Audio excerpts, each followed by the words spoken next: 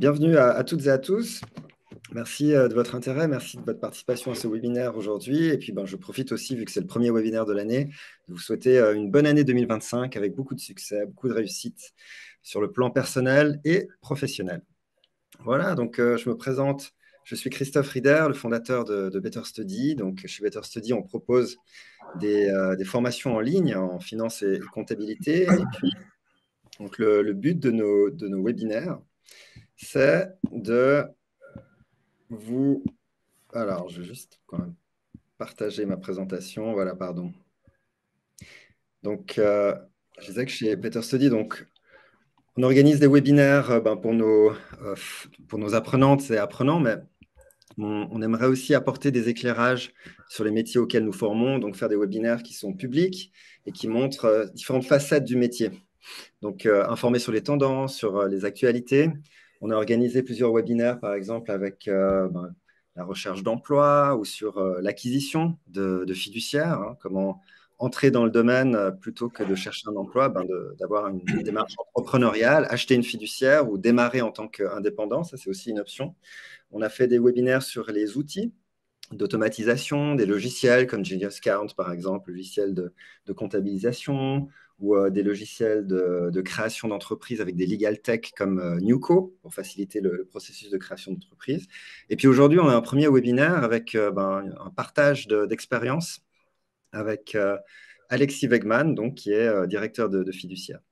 Donc l'idée, c'est d'offrir à notre communauté des partages d'expériences, des outils et puis des méthodes qui pourront leur permettre de mieux évoluer dans le métier. Donc, on a une partie présentation et puis généralement, à la fin, c'est la partie questions-réponses. Et puis, donc, l'objectif du jour, partager l'expérience de Alexis Wegman, donc responsable, fondateur de la fiduciaire FWCA. Voilà, je te donne la main. Merci beaucoup, Alexis, de ta participation. Je me réjouis de t'entendre. Et puis, voilà, c'est parti. Je te laisse partager ton écran. Salut Christophe, merci à toi pour l'invitation. Bonjour à tous, j'espère que vous avez tous bien commencé l'année. En tout cas, 2025 s'annonce exceptionnel. On est en pleine révolution aussi avec l'avènement de l'IA qui progresse à une vitesse exponentielle. Donc, je me réjouis de partager tout ça avec vous. Je vais directement le faire. Tac. Que je prenne le bon écran. Là. Ouais, donc l'idée dans ce partage d'expérience, hein, c'est d'avoir un retour sur ton parcours professionnel, comment tu as lancé ta fiduciaire, quels sont les enjeux, les opportunités auxquelles tu as dû faire face, ton positionnement, hein, ce qui fait que tu es différent des autres fiduciaires, parce que c'est un marché quand même concurrentiel. Si tu as des conseils pratiques pour notre communauté aussi, pour qui peut-être puisse se lancer un jour, quelles sont les compétences métiers que tu as eu de développer, et puis voilà, on fera une conclusion aussi avec une série de questions-réponses. Ouais. Alors, hop, là, je vais relancer. Là, c'est bon, tout le monde voit mon écran? Non, alors moi, je ne vois pas ton écran. Petit souci. Je ne sais pas si je suis le seul. Attends, ici. Voilà, c'est bon. Voilà, là, c'est bon cette fois. OK. Donc, écoute, comme tu dis, hein, s'il y a des questions au fur et à mesure, n'hésite pas à intervenir, Christophe, que ça soit un peu proactif. Et là, je vois, il y a aussi le chat. Si jamais vous avez des questions, n'hésitez pas à intervenir, posez vos questions dans le chat. Et puis, j'essaierai d'y répondre au mieux tout au long de la conversation, peut-être plutôt à la fin, quoi. OK. Alors, j'ai basé le thème du webinaire sur propulser votre fiduciaire en Suisse. Donc, effectivement, je vais partager mon expérience plus pratique et professionnelle. Voilà. Et vous parlez principalement des stratégies exclusives. Ici, voilà. Stratégie exclusive, donc on a les principaux axes. Il faut savoir comment maximiser vos résultats, réduire les contraintes et puis aussi booster l'autonomie financière. C'est tous ces actes essentiels qui vont faire que votre business va avoir du succès ou non. Aujourd'hui, on dit cash is the king, donc l'argent, c'est le nerf de la guerre. Et encore plus si vous, les principaux élèves, vous êtes des professionnels de la finance, des comptables, donc vous devez vraiment maîtriser ces aspects parfaitement. On va plutôt voir les clés pour transformer votre fiduciaire et maximiser le succès. Donc, je vais essayer de vous partager à travers mon expérience, à travers mes 20 ans d'expérience professionnelle, quels sont les points essentiels qui m'ont permis d'en arriver où j'en suis, quelles sont les erreurs aussi à éviter de commettre. Si je peux vous permettre de les éviter, c'est tant mieux, ça vous fera gagner beaucoup de temps, beaucoup d'argent et beaucoup d'énergie aussi. Et enfin, je vais vous proposer, vous parler plus d'une nouvelle méthodologie que je lance cette année en 2025. Donc ça, on y viendra plus sur la fin. Alors, tout d'abord, je me présente. Donc, moi, je suis Alexis Wegman. Comme l'a dit Christophe, j'ai fondé cette fiduciaire il y a quelques années. Auparavant, j'ai plus de 20 ans d'expérience dans la comptabilité, la finance. J'ai travaillé pour différents groupes, des groupes internationaux, des fiduciaires. J'étais dans la comptabilité, dans les banques, dans les finances. Donc, j'ai vraiment un parcours très atypique. Je suis également accrédité FINMA, ce qui est, j'ai envie de dire, pas très courant que les comptables aient la double casquette, mais ça a certains avantages stratégiques dont je pourrais vous faire plus part par la suite. Donc la FINMA, c'est l'autorité de surveillance des institutions financières et des banques. C'est bien ça? Exactement. C'est les cols blancs. Quand ils débarquent chez toi, c'est pas bon signe. On les appelle les Men in Black plutôt dans la finance, mais effectivement, c'est une autorité très importante. Là, j'ai mis, vous voyez toujours le slide, hein? Oui. OK. Donc, de comptable sympa au fiduciaire des entrepreneurs à succès, c'est un petit peu mon parcours.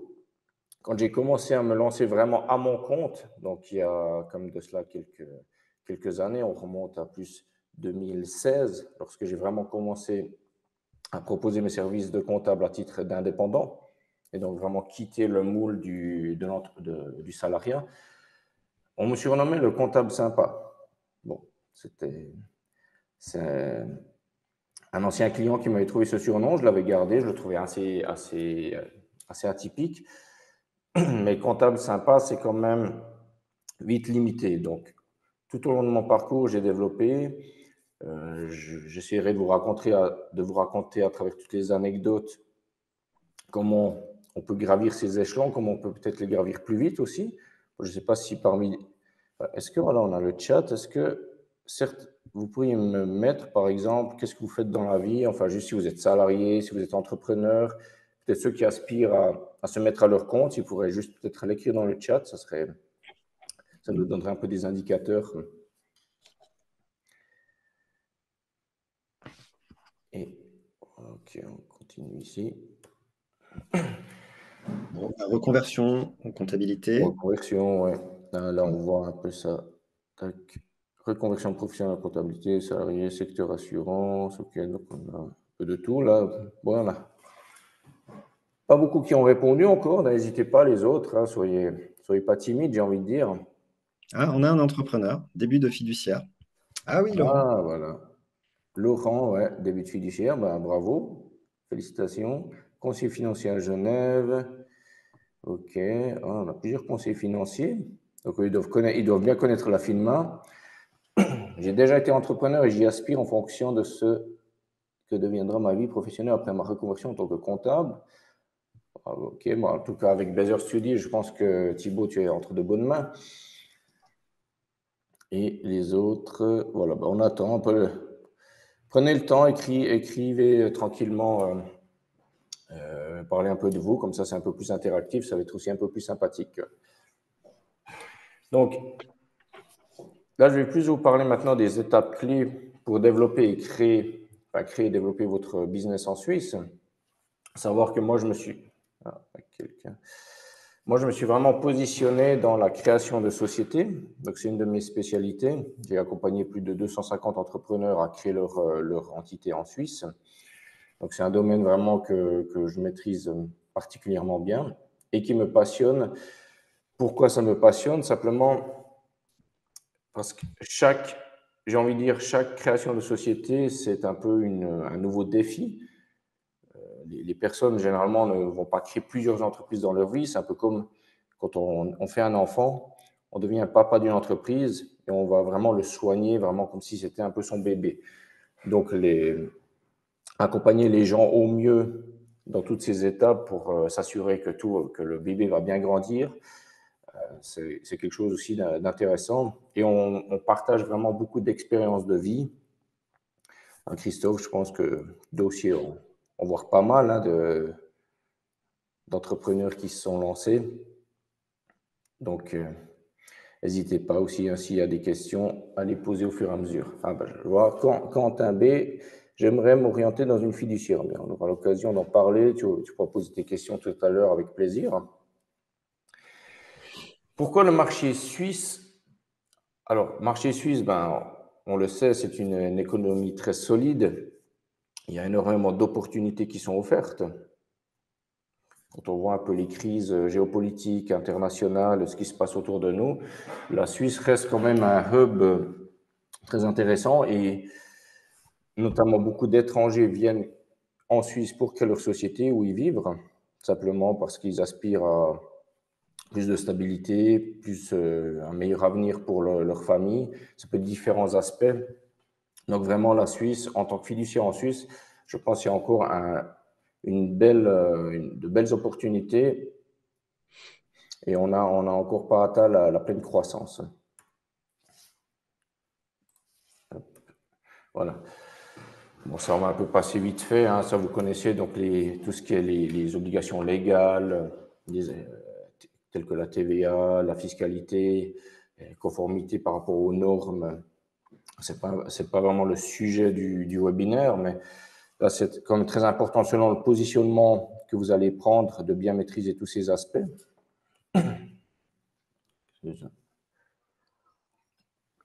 Et pour les fiduciaires et particulièrement j'ai vu là qui c'est qui se lance, c'était Alors qu'il y a Quentin qui veut se lancer. Quentin B, voilà. Voilà, qu'est-ce qui va... Hop, j'ai sauté un Thibaut qui slide là. a déjà été entrepreneur. OK. Donc, il est important d'identifier vraiment votre segment. Donc, dans quelle niche vous voulez vous positionner. Ça peut être les entrepreneurs qui se lancent, ça peut être les clients déjà bien établis, ça peut être des high level avec les gens vraiment très exigeants. Savoir si vous voulez faire de la comptabilité, de l'audit, du conseil. Il y a vraiment, le marché est très vaste et on ne peut pas être actif dans tout. Donc, moi, je vous conseille toujours, choisissez vraiment un positionnement particulier et essayez vraiment de vous nicher là-dedans et de percer là-dedans. C'est comme ça que vous arriverez le mieux à grandir. Le réseau, bien évidemment, Christophe, on en sait quelque chose. L'importance du réseau. Le meilleur investissement en 2025 que vous pouvez faire, je ne vais pas le dire tout de suite, on va poser la question. Comme ça va un peu faire participer les gens. Quel est, selon vous, le meilleur investissement que vous pouvez faire en 2025? Donc, je vais laisser un peu les gens écrire. Mettez juste un mot, une phrase, ce qui vous passe par la tête. Et puis, je vais vous répondre après, en tout cas, vous donner ma vision et ce que je pense qui est le plus important en 2025. Alors, on a leur physique. Bon, Bien choisir ses partenaires. D'accord, effectivement. Moi, j'ai un parti pris, mais j'aurais dit la formation. Hein. Biaisé un peu. Basé Study, voilà. Très bien. Investir sur soi et ses compétences. Voilà, on y est. Voilà. Alors, chacun a ses avis. Moi, je rejoins clairement Maxime. Investir sur soi et ses compétences. Le meilleur investissement que vous pouvez faire, c'est sur vous-même. Parce que tout simplement, dans la vie d'un entrepreneur, on a des hauts, des bas. On peut du jour au lendemain se retrouver, j'ai envie de dire, à la rue presque. On n'est jamais sûr, surtout quand on se lance. Qu'est-ce que je vais avoir à manger demain? Est-ce que je vais pouvoir nourrir ma famille? Il y a beaucoup d'interrogations. Mais lorsque vous avez vraiment des compétences, acquis des compétences et développé ces compétences, vous n'avez pas à avoir peur de quoi que ce soit, parce que vous pouvez très vite rebondir. tout entrepreneur a eu des hauts et des bas. Je pourrais citer par exemple Elon Musk, qui a tout misé sur SpaceX. À un moment donné, il a fait vraiment un coup de poker, c'était all-in. Donc, c'était soit il perdait tout, soit il cartonnait. Là, il nous a refait le coup là, lors des élections de Donald Trump, où il a fait un gros investissement et il a obtenu le jackpot. Donc, voilà, les entrepreneurs, c'est savoir prendre des risques, savoir constamment se challenger. Et effectivement, donc, si vous avez des compétences et toutes ces compétences que vous avez acquises vous permettront de toujours rebondir et rebondir encore plus vite et plus fort à chaque fois. Donc, on dit, on tombe, si on tombe, c'est pour apprendre à mieux se relever et encore aller plus loin. Tesla, une période risquée aussi, oui, effectivement. Là, on parle dans la Alexis, géopolitique. Alexis, c'est quoi? Qu'est-ce qui t'a motivé à créer ta fiduciaire? Alors, moi, vraiment, ce qui m'a motivé, c'était surtout la liberté. J'ai dit, je veux avoir de compte à rendre à personne. Enfin, bien sûr, on a toujours des comptes à rendre, hein, on a des comptes à rendre à ses clients. Mais si j'ai pas envie de me lever le matin, voilà, il fait beau, si j'ai envie d'aller skier, si j'ai envie de profiter de passer du temps avec ma famille, j'ai envie d'être en fait libre, vraiment totalement libre, pouvoir être où je veux, quand je veux, si je veux. Après, on le verra que quand on est entrepreneur, en fait, on travaille beaucoup plus qu'un salarié, mais au moins, on sait pourquoi on travaille. Et on travaille pour soi et cette liberté, honnêtement, n'a pas de prix. En termes d'état d'esprit, hein, je pense que ça change beaucoup. Moi, je suis en contact avec pas mal de comptables et puis on a des comptables justement qui ont franchi le pas, comme toi, qui ont créé Mhm. leur société. Et en fait, ils font le même travail, quelque part. Mais le fait d'être à son compte, d'avoir ses propres clients, de pouvoir décider de certaines choses, de l'évolution, de l'orientation de la société, ça change tout de suite l'état d'esprit et tu es plus motivé, tu as plus envie de travailler. Et là, tu comptes un peu moins tes heures. Donc, c'est vrai que Effectivement. ça change. C'est juste un petit point que tu changes comme ça pour l'activité que tu fais. C'est la même fondamentalement. Mais en fait, en termes de mindset, en termes d'état d'esprit, c'est le jour et la nuit. Exactement. Et surtout, des fois, tu peux travailler, tu peux te retrouver à travailler au milieu de la nuit, mais voilà, tu le fais par plaisir et par passion. On a une question ici de Dario. Quelle a été la plus grande difficulté à surmonter dans ta vie d'entrepreneur? Alors, c'est vrai que ça faisait partie aussi des questions qu'on avait dans les enjeux. Ok. Je ne sais pas si tu veux répondre maintenant ou tu préfères répondre un peu plus tard. Il y en a plusieurs, alors j'ai envie de dire, on est constamment en train de se challenger. Il faut constamment peut-être se réinventer, enfin, faire. Mais quand tu penses avoir solutionné des problèmes, tu en as d'autres qui vont apparaître, surtout en tant que fiduciaire, parce que tu passes ton temps à régler les problèmes des autres, de tes clients. Des fois, j'ai presque envie de dire, je pourrais avoir un doctorat en psychologie à force, mais voilà, ça fait partie du job, ça fait partie du métier. Euh, Toi-même, tu n'es pas à l'abri non plus de commettre des erreurs. Donc, toujours faire bien attention, bien peser les décisions, mais aussi savoir aller vite quand tu sens vraiment une opportunité. On va dire que la plus grosse difficulté, c'est quand tu as des moments difficiles et que tu ne fais pas partie de groupe, alors tu te sens vraiment très seul et tu vois tes employés, par exemple, eux, le 25, ils ont la paye qui tombe, ils n'ont pas trop de soucis. Toi, le 25, des fois, quand j'ai envie de dire, dans les premières années, peut-être dans les moments où tu es encore dans une start-up, ça peut être des fois difficile. Tu te dis, mais OK, mais qu'est-ce que je vais faire? Est-ce que je suis vraiment sur la bonne voie? Est-ce que ça a du sens ce que je fais? Donc, c'est pas toujours évident. Donc, bien s'entourer, bien se former, bien être sûr de soi, avoir un bon mindset. Et après, une fois que j'ai envie de dire, cassé ce plafond de verre, c'est nos limites. On le voit, Oui. Christophe, hein, on a quelques anecdotes qu'on a vécues aussi ensemble. Donc, ça n'a pas de prix ensuite quand tu passes ces niveaux. Ouais, c'est vrai que tu as les compétences métiers hein, qui te permettent d'exercer ton métier en tant que comptable.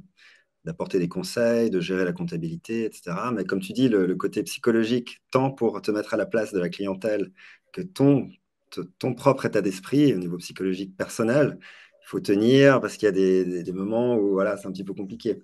Mais ça fait partie effectivement du jeu. Et voilà, si tu t'y prends bien, en principe, les choses se passent bien. Et là, tu as une récompense quoi, qui est quand même assez grande. Oui, bah, c'est comme tu dis. euh, j'ai un peu oublié ce que je voulais dire là. Je me suis. En fait, en tant qu'entrepreneur, tu as besoin d'avoir évidemment les compétences Oui, métiers que tu dois voilà. maîtriser en tant que comptable, fiscalité, etc.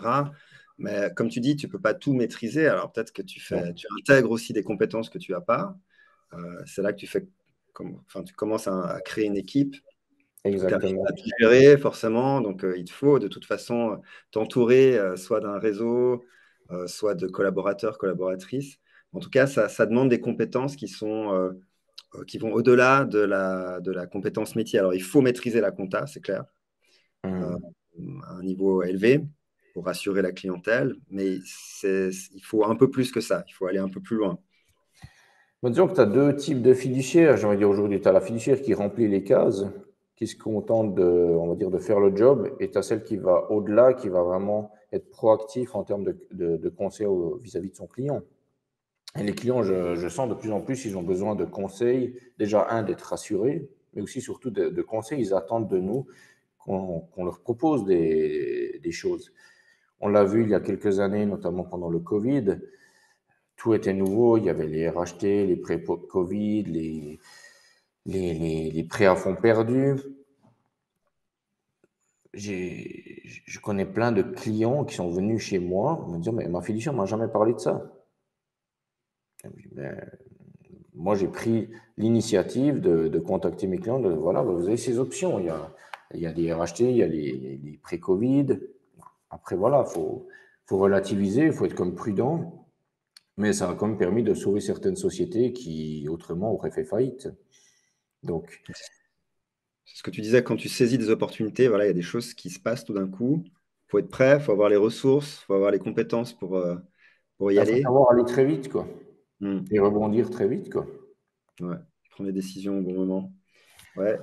Mais Puis, après, tu as des bons moments quand tu atteins un certain niveau de compétence et de confiance de tes clients, tu deviens aussi ami avec tes clients, tu as des liens très forts. Moi, notamment, bah, maintenant, je suis administrateur de différentes sociétés. Une des sociétés que j'administre pèse plusieurs dizaines de millions. Elle est active dans le monde entier et ça m'a permis de rencontrer des gens, d'aller à des events incroyables où la plupart des gens ne pensent même pas que c'est possible. Tu atteins vraiment là un niveau de high-level personnes incroyable, avec des multimillionnaires, des milliardaires.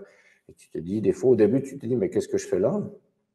Et en fait, tu te rends compte que maintenant, eux, tu n'es pas de loin pas l'imposteur, parce que eux, en fait, ont clairement besoin de gens comme toi qui va leur apporter ces compétences qu'ils n'ont pas.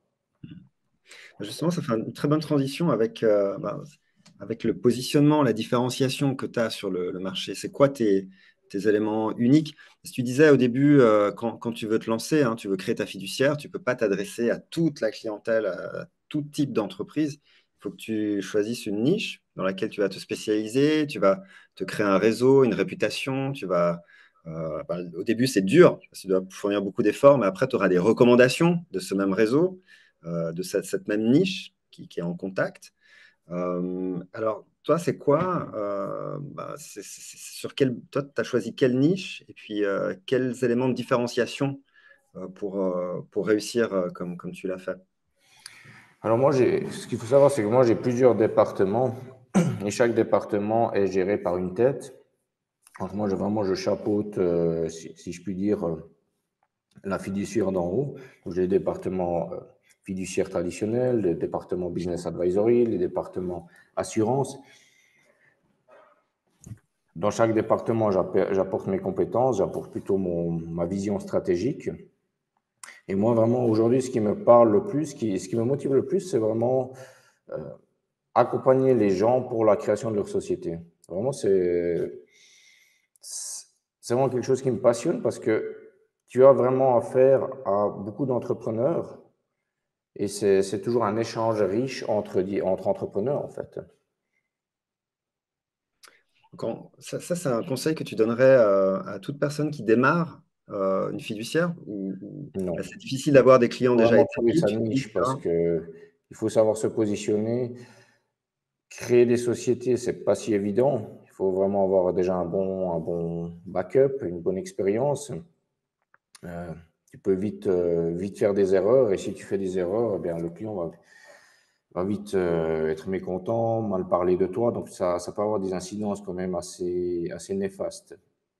Hmm. Moi, je dis, il faut vraiment sentir qu'est-ce que j'ai envie de faire. Pour, Là où je me suis positionné, moi, j'aime le contact, j'aime le contact humain, j'aime échanger. Donc là, c'est une partie où tu échanges énormément. Faire juste de la comptabilité financière ou de la comptabilité analytique, tu vas plus être derrière ton écran, derrière ton ordinateur à travailler et tu auras très peu d'échanges avec le client.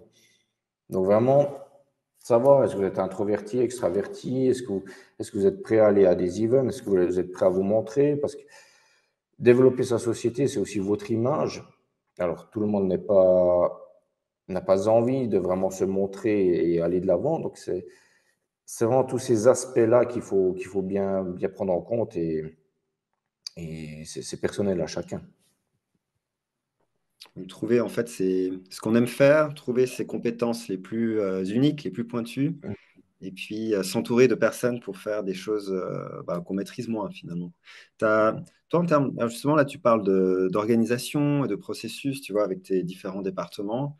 Oui, Euh, je crois que toi, tu aimes bien tout ce qui est automatisation aussi, hein. oui.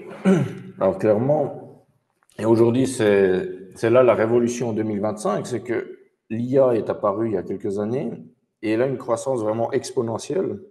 Et on se rend compte des métiers, des compétences qu'on pensait pas possible de transmettre à l'IA. En fait, l'IA aujourd'hui est tout à fait capable de le faire.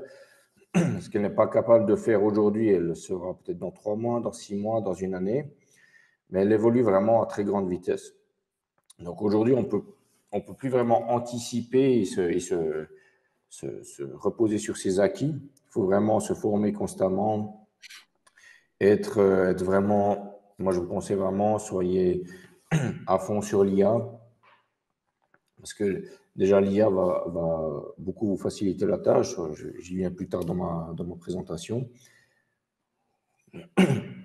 D'ailleurs, on a une formation en IA hein, pour la finance. Je profite Exact. de placer le mot. Voilà, ben ça, c'est des formations que je recommande vivement. Ça va vous permettre de gagner énormément de temps et aussi économiser beaucoup de ressources. Moi, par exemple, j'ai mes assistants IA qui ont remplacé du personnel. Donc, ils ont l'avantage, ils travaillent H24, et ils coûtent 3 fois rien, ils ne se plaignent jamais, ils sont jamais en vacances, ils sont jamais malades. Alors, je dis pas, il y a ce côté humain, mais aussi quelque part quand on est entrepreneur, on doit penser à soi, penser à la pérennité de sa société. Et l'IA, une fois qu'on la maîtrise, elle est incomparable. Alors, on a une question de Maxime qui est très intéressante parce que c'est une préoccupation. C'est un enjeu majeur pour la transformation de l'économie, justement. Alors, à moyen terme, je dirais, moyen long terme. Donc, il pose la question, du coup, à propos de l'IA, est-ce que ça laisse encore de la place aux aides comptables, j'imagine, en termes d'emploi? Alors, moi, j'ai une réponse à apporter. Mais Alexis, toi, tu dirais quoi? Moi, je dirais que plus le métier est compliqué, plus ta compétence est élevée, plus l'IA aura de la peine à te remplacer. D'où l'importance de se former constamment. On le voit aujourd'hui, des simples assistants, secrétaires sont remplacés par l'IA. Alors bien sûr, l'IA n'est pas capable encore de venir servir le café au client, mais bon, c'est pas vraiment le travail auquel aspirent beaucoup de gens. Mais les logiciels aujourd'hui, je ne vais pas en citer parce que je ne suis pas là pour faire de la publicité, mais il y a des logiciels de comptabilité, des ERP très développés qui font le travail de l'aide comptable. Après, ce sont des logiciels qui ne sont peut-être pas encore à portée de toutes les fiduciaires parce que ça a un coût quand même conséquent. Mais la fiduciaire qui ne s'adapte pas et qui n'évolue pas avec ça va très vite disparaître ou devoir se réinventer. Donc oui, je dirais que un comptable a plus d'espérance de vie qu'un aide comptable en termes de compétences vis-à-vis de l'IA. Mais là aussi, je ne saurais pas dire combien d'années. Et toi, Christophe, qu'en dis-tu? Ouais, alors c'est vrai que l'IA, effectivement, hein, le but, l'objectif de l'IA, de l'automatisation, mais ce phénomène, c'est pas quelque chose de nouveau, hein. C'est de pouvoir automatiser des tâches répétitives. Et puis, moi, je vois ça comme une opportunité parce que pour les fiduciaires, ben, ça donne l'occasion d'accélérer en fait certaines tâches qui ont peu de valeur ajoutée. En revanche, ça donne du temps disponible pour la relation client, par exemple, que tu disais tout à l'heure, Alexis. Donc, ça veut dire que tu peux utiliser des données pour mieux conseiller le client, pour faire du reporting, pour aller chercher des leviers de croissance. Donc, c'est clair que pour ça, tu ne peux pas juste maîtriser les bases. Alors, il faut comprendre les processus comptables, savoir comment on comptabilise des opérations, des factures, etc. Mais il faut que tu aies une valeur ajoutée par rapport à une machine. Donc, Mhm. effectivement, pour ça, le meilleur moyen, on revient aussi sur ce que tu disais tout à l'heure avec les compétences à investir en soi. Ben, c'est ça qui te permet en fait de te différencier d'une machine. Bon, pour moi, le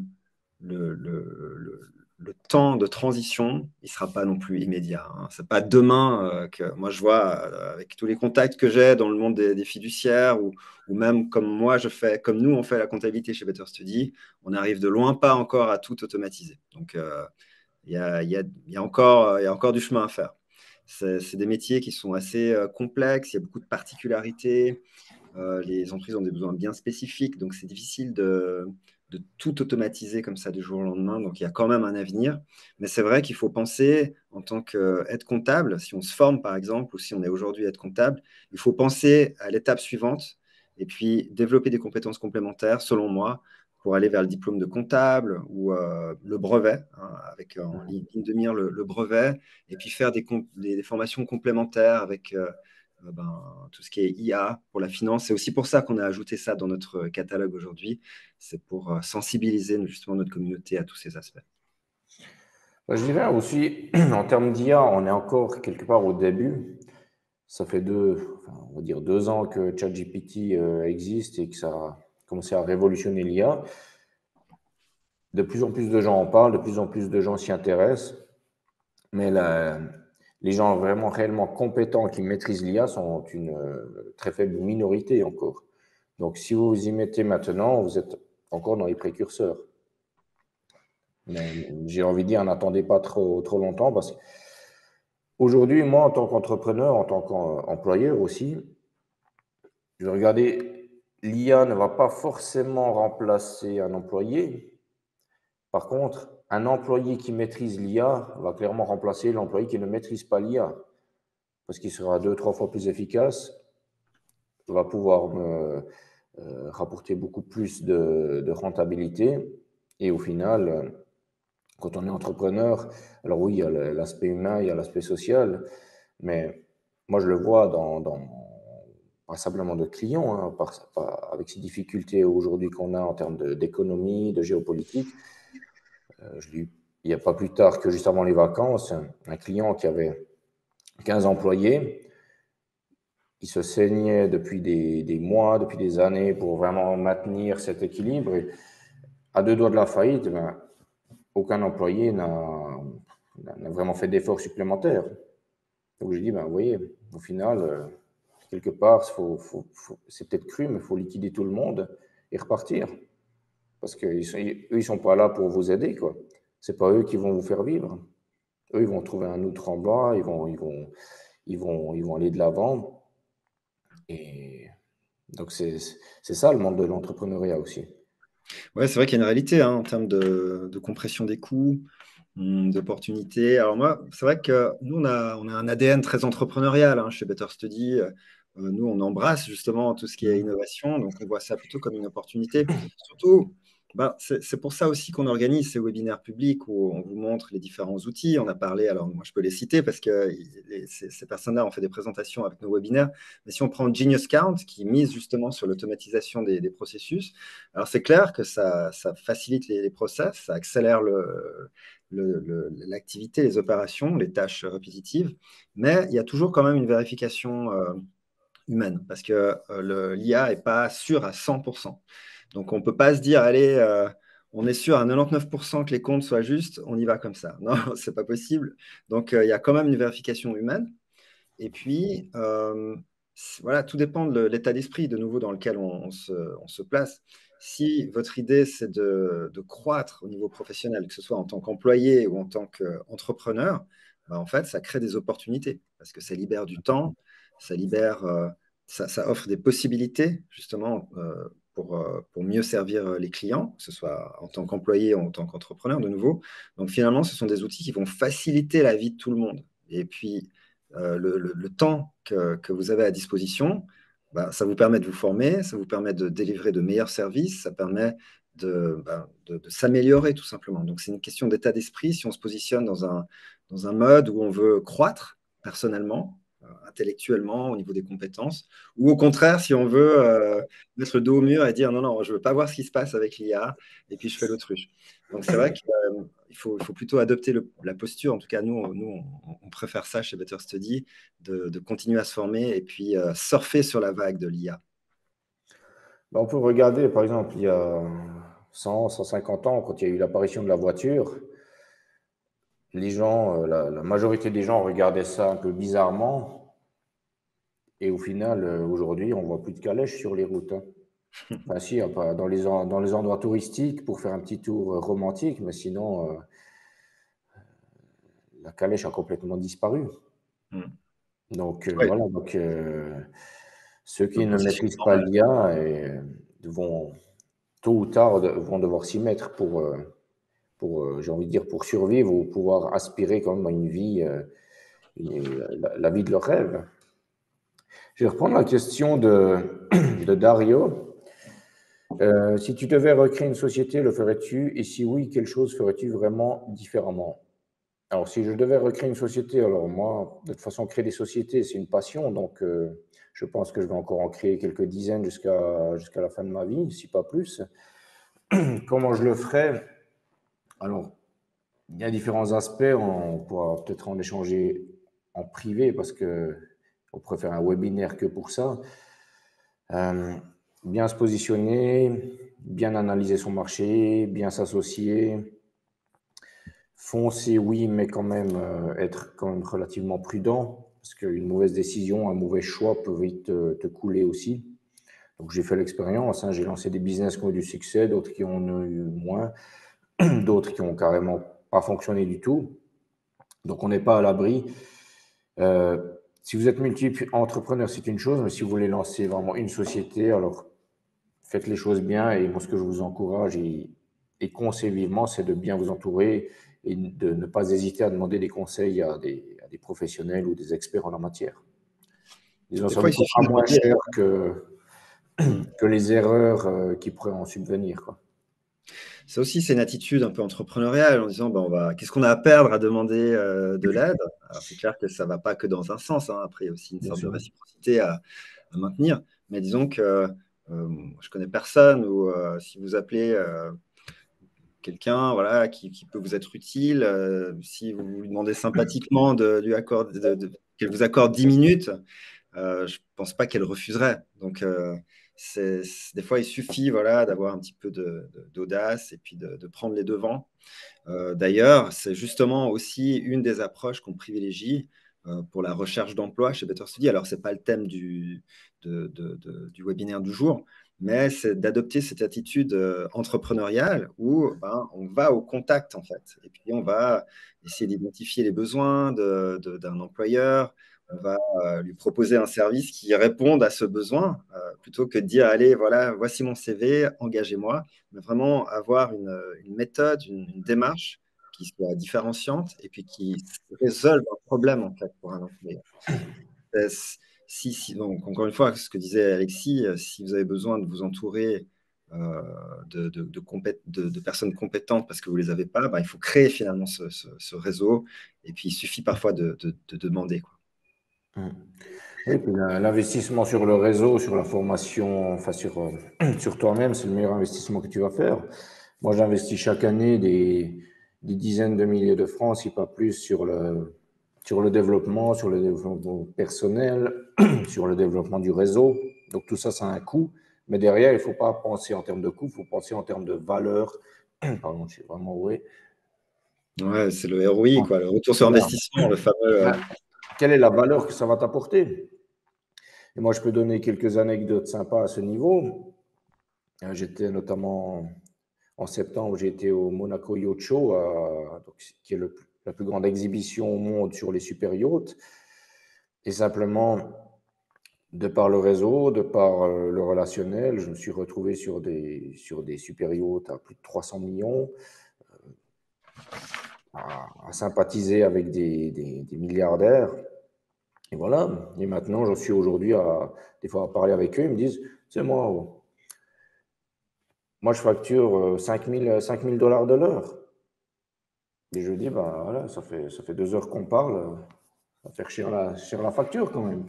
Puis en fait, non.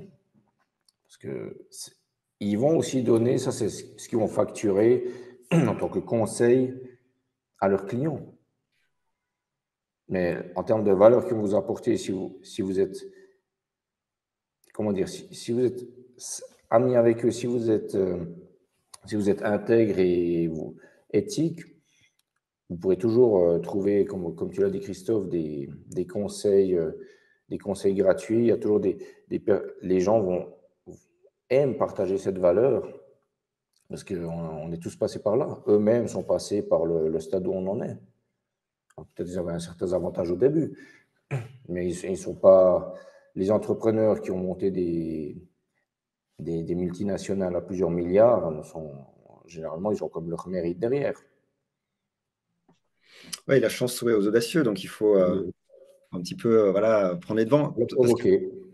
pour la provoquer, ouais. Et moi, c'est volontiers que je donne aussi du temps. Si alors, on a un temps très précieux, très compté, mais si je vois que la personne, elle est vraiment passionnée et puis c'est- elle est honnête, intègre, je n'ai aucun problème à lui accorder du temps, à lui accorder tous les conseils que je peux sans rien demander en échange.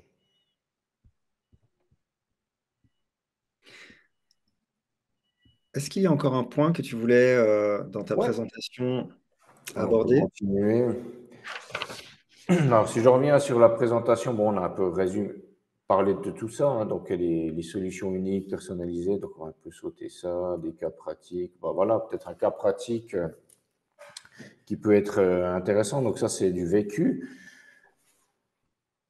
Quand je dis soyez vraiment à l'écoute de vos clients, n'hésitez pas aussi à accorder du temps, à ne pas penser tout de suite, OK, qu'est-ce que je peux gagner, mais plutôt apprenez, écoutez-le. Moi, j'ai eu un client qui est arrivé chez moi, mécontent de sa précédente fiduciaire. Il m'a expliqué un peu son activité. Il me demande un devis. Je lui dis, bah, vu ce que vous me dites, on va arriver à peu près à 10 000 francs par année, que c'était pas rien de bien compliqué. Mais derrière, en apprenant à l'écouter, en comprenant vraiment ses besoins, ses attentes, sa vision, il s'avérait que derrière, il y avait beaucoup plus, quelque chose de beaucoup plus gros, et ce qui a permis de upseller son service de 10 000 à 180 000 par année, et en très peu de temps. Mais simplement, le précédent fiduciaire, lui, n'avait jamais pris le temps de l'écouter, ne s'était jamais trop intéressé, il se contentait de remplir les cases, et il aurait très bien pu en arriver à la même solution que moi avec ce client. Donc Donc ça, c'est un vraiment, petit client, hein. C'est ça, c'est un de tes clients qui avait commencé avec un chiffre d'affaires de 10 000 francs par non, année. non, non, non, Ça, c'est ton chiffre ça, c'est d'affaires. ce que le chiffre d'affaires que ma fiduciaire faisait sur lui. Ah ouais, ok, d'accord, je comprends. Ouais, ouais. Donc, je Donc, suis passé sur ce client à 10 000 francs de chiffre d'affaires à 180 000. Non, le client, lui, il génère beaucoup plus. Ouais, d'accord. Ah, c'est intéressant ce que tu dis parce que toi, tu recommandes justement enfin, en tout cas, c'est l'approche que tu as, c'est d'identifier les sociétés qui sont en phase de création. Et puis, alors c'est clair que quand tu crées une société, en général, tu fais pas beaucoup de chiffre d'affaires, quoi. Mais donc, ton idée, c'est d'accompagner et puis d'aider justement à la croissance de tes clients parce que tu sais que finalement, c'est un intérêt pour tout le monde, quoi. Parce que toi, tu pourras facturer après des prix plus élevés parce qu'il y aura des besoins plus élevés. C'est ça l'idée? Alors, il faut identifier, mais il faut surtout avoir aussi l'envie de le faire et l'écoute attentive vis-à-vis du client pour pouvoir tout de suite déceler, ah, mais là, attention, si tu fais ça, ça va apporter tels impacts. C'est vraiment du conseil qu'on acquiert avec des années d'expérience. Mhm. Alors, c'est vrai que c'est un milieu qui est assez intéressant, la fiduciaire, hein. On parle de ces métriques comme la lifetime value, par exemple, donc la durée de détention d'un client. Et c'est vrai que dans le monde de la fiduciaire, ce qui est intéressant, c'est que ben, si tu fournis un bon service et que tu peux accompagner justement tes clients dans leur croissance avec leurs différents besoins qui changent, bah, tu peux avoir un client à vie, quoi. Et Exactement. ça c'est très intéressant parce qu'il y a beaucoup de business où si tu vends, je sais pas, tu vends une glace, voilà, tu as vendu ta glace 5 francs et puis c'est terminé. Après, il faut que le client revienne. Évidemment, tu peux le fidéliser d'une autre façon. Mais c'est vrai qu'il y a un taux de rétention de la clientèle dans les fiduciaires qui est extrêmement élevé. Donc, si tu fais pas n'importe quoi, normalement, tes clients, tu les as pendant 10, 20, 30 ans et tu peux les fidéliser super longtemps en réalité. Ils vont devenir en plus des excellents ambassadeurs pour toi. Mhm. Donc ça aussi, c'est quelque chose que je parle plus loin dans la présentation. Donc je vais un peu avancer, si tu veux, on Ouais. va un peu sauter des étapes parce que il y a beaucoup de choses qui ont été dites durant les échanges. Mais si j'avance,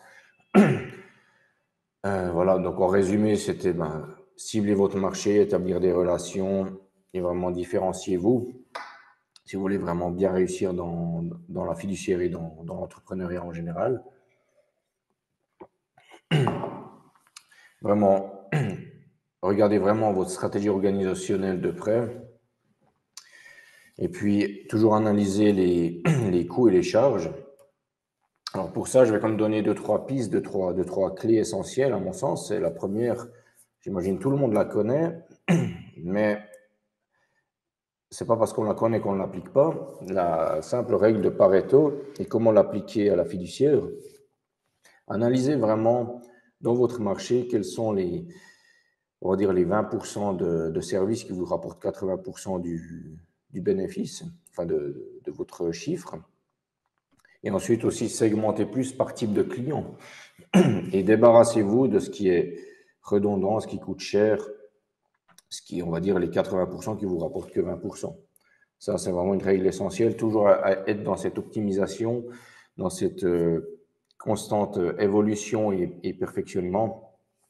Et si vous améliorez un petit peu chaque jour, enfin, au bout d'une année, ça donne des résultats exponentiels assez impressionnants, quoi. Si on, il y a une règle qui dit si on s'améliore de 1% chaque jour, sur une année, on va améliorer de 3600%. Donc, fait x 36. C'est quand même impressionnant. Donc, pensez ça vraiment à une simple petite étape chaque jour, simple petite déclic ou action peut avoir des répercussions vraiment sur le long terme. Et l'important, c'est vraiment toujours aller dans cette phase de progression. Voilà, on en parlait de l'IA. Donc, j'ai vu que tu as eu des webinaires aussi, notamment sur l'IA. Donc, Tout à moi, fait. je recommande clairement l'IA aujourd'hui. C'est diminution des coûts, maximisation des performances. Et on peut aller beaucoup plus vite, beaucoup plus loin aussi. Donc, là, si ceux qui souhaitent éclaircir ça, bah, volontiers, hein, je suis à disposition si vous voulez en parler. Vous pouvez tout fixer un rendez-vous avec moi ou vraiment renseignez-vous. Il y a beaucoup de formations qui existent sur l'IA aujourd'hui. On retrouve vraiment ça sur le marché. Donc voilà, le levier stratégique. Bien sûr, structurer les équipes. Donc moi, je dis, mes clés, c'est tout ce qui peut être automatisé, on l'automatise. Ce qui ne peut pas être automatisé, mais délégué, on le délègue. Et dans l'idéal aussi, ce qu'on peut sous-traiter, on va le sous-traiter. Et on garde vraiment ce qu'on sait faire le mieux, où on va apporter le plus de valeur ajoutée aux clients. Bon, la matrice d'Eisenhower, donc ça aussi, hein, c'est des élémentaires, mais toujours concentrez-vous sur ce qui est urgent et important, et tout ce qui est non urgent, non important, vous l'éliminez tout simplement. Et en analysant vraiment ces tâches au quotidien, on va se rendre compte qu'il y a des choses récurrentes qui apparaissent, qui n'ont aucune importance, qui ne vous apportent aucune plus-value, qui vont juste vous freiner, vous ralentir. Ça, il ne faut pas hésiter à les supprimer. Comme certains types de clients, voire certains clients, certains services, n'hésitez pas à supprimer, pas dire oui à tout. Il faut savoir dire non et pouvoir vraiment être plus efficace dans ce que l'on fait. Voilà, la loi de Parkinson aussi. Alors ça, c'est plus pour les entrepreneurs que je conseille. Quand vous donnez une tâche à un employé, donnez toujours une deadline. Parce que si vous ne donnez pas de deadline, l'employé va prendre le temps qu'il veut, le temps qu'il estime nécessaire. Alors qu'au final, vous n'avez pas forcément besoin d'un rapport parfait, vous avez juste besoin de certains éléments pour aller de l'avant. On y vient aussi avec la loi des rendements décroissants qui est très, très comment dire, complémentaire. Concentrez vraiment vous très fort au début, mais au bout d'un moment, mettre plus d'efforts ne va pas vous apporter beaucoup plus. Aller trop dans la perfection, dans le détail, au final, vous devenez inefficace, vous perdez du temps. Et donc, laissez ça. Aujourd'hui, en plus, on peut automatiser tout ça. Donc, vraiment, concentrez-vous vraiment sur l'essentiel. Ne soyez pas trop perfectionniste. Après, bien sûr, pour la comptabilité, on ne peut pas se permettre des erreurs. Mais aujourd'hui, voilà, on a tous les outils nécessaires pour s'assurer que tout va bien.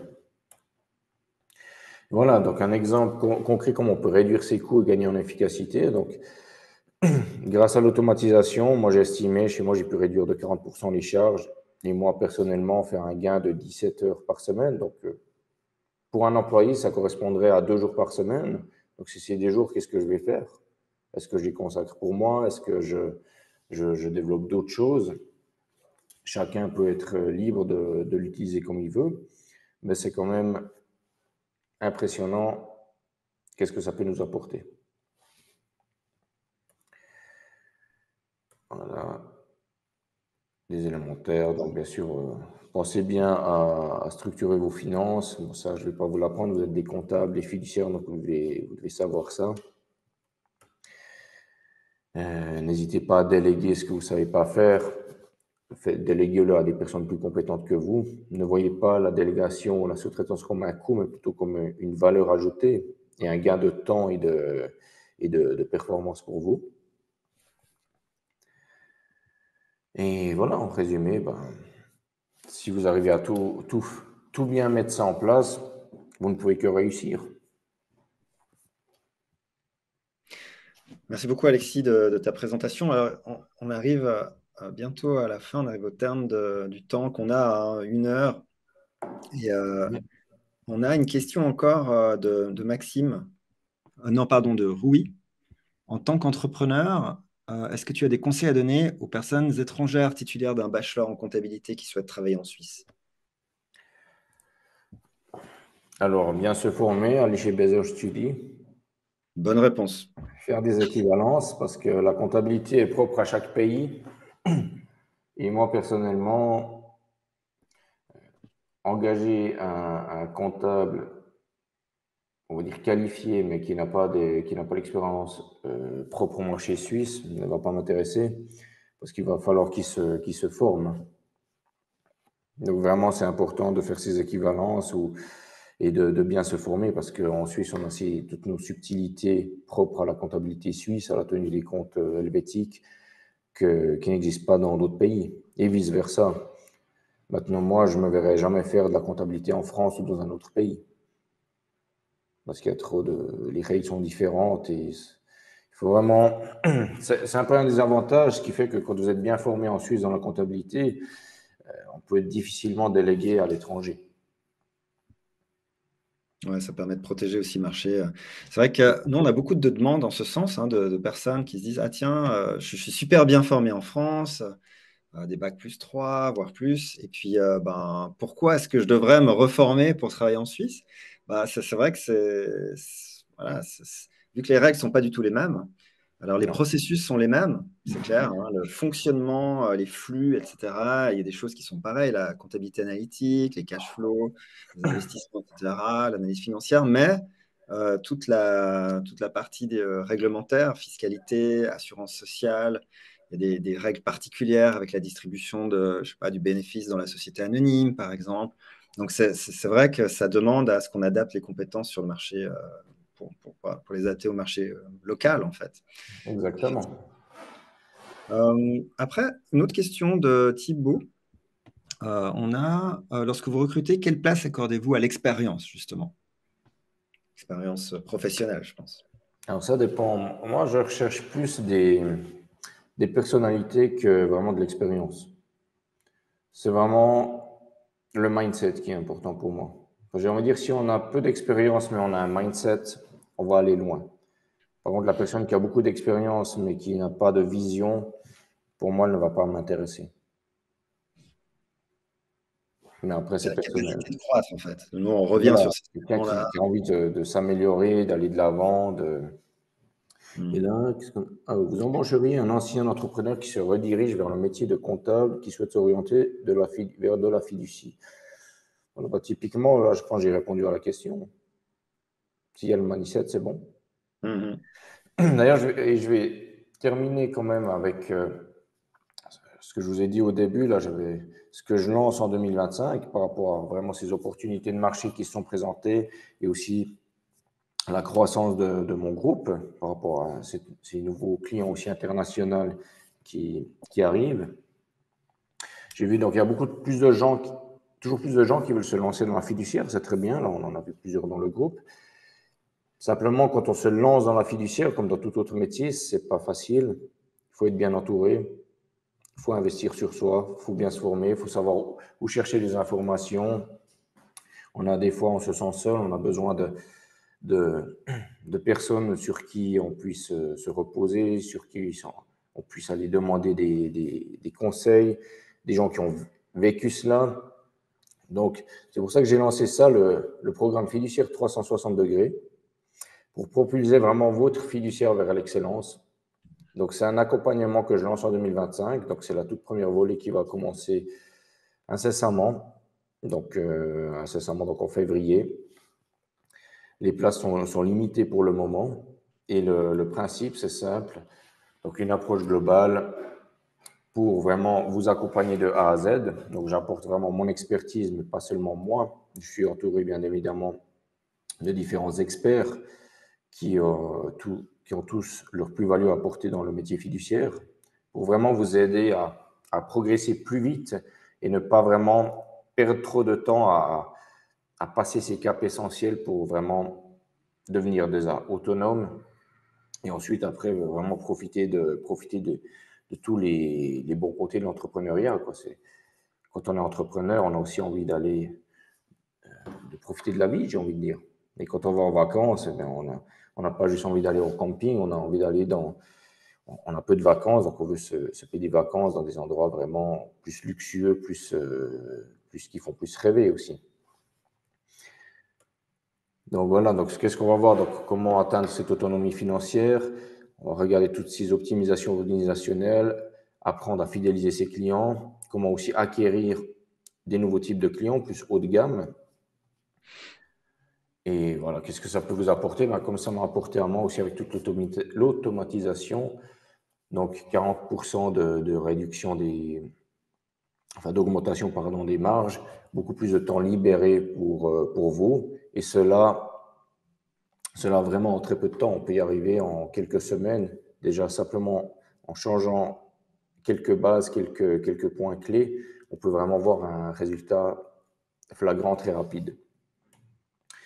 Donc voilà, donc qu'est-ce que ça implique plus concrètement? Donc du coaching personnalisé, donc c'est des sessions de coaching individuelles, notamment avec moi, mais également avec les autres experts, des masterclass exclusifs, un outil premium où vous avez vraiment accès aux checklists, aux templates, à différents guides, vraiment propres à la fiduciaire, donc que j'ai élaboré avec mon équipe. Donc, je vous partage vraiment, notamment mes processus qui ont fait leurs preuves, et un support continu vraiment pour tous les membres. Voilà. Donc, un bonus aussi que j'offre aux participants du webinaire, donc c'est l'audit gratuite de votre fiduciaire. Donc, ceux qui sont intéressés, vous aurez le lien pour fixer un visio avec moi. Donc, on peut faire une petite audit de votre situation et regarder vraiment qu'est-ce qu'on peut améliorer très rapidement. Tout ça, c'est offert. Une offre vraiment, vous avez un rabais vraiment sur l'offre de lancement et bien sûr un accès privilégié. Voilà. Donc là, je vous invite pour ceux qui s'intéressent, donc scannez le QR. Comme ça, vous pouvez directement fixer votre rendez-vous si ça vous intéresse, ou en tout cas, prenez une photo pour le garder et puis le fixer plus tard. Et là, je suis arrivé au bout de ma présentation. Voilà, je mets le QR et puis on répond encore à quelques questions. Merci beaucoup, Alexis, de ton temps, d'avoir partagé ton expérience. Donc, premier webinaire de l'année et puis premier webinaire avec un partage d'expérience justement d'un entrepreneur dans le domaine de la fiduciaire. Alors, il y en aura d'autres. Il y en aura d'autres dans l'année. Est-ce qu'il y aurait encore des questions? Bon, là, on arrive à la fin du webinaire, donc c'est vraiment juste peut-être une dernière question s'il y en a une. Mais je crois qu'on arrive au bout. On a quelques personnes qui ont commencé à quitter le webinaire. Merci à toutes et à tous de votre participation. Merci encore, hein, Alexis, de ton temps. C'était vraiment très enrichissant. Ça nous permet d'avoir une vision différente du métier en tant qu'entrepreneur. Et puis, je vous souhaite à toutes et à tous une très, très bonne journée. Je vous dis à bientôt pour le prochain webinaire. Merci à tous. Bonne journée et à bientôt.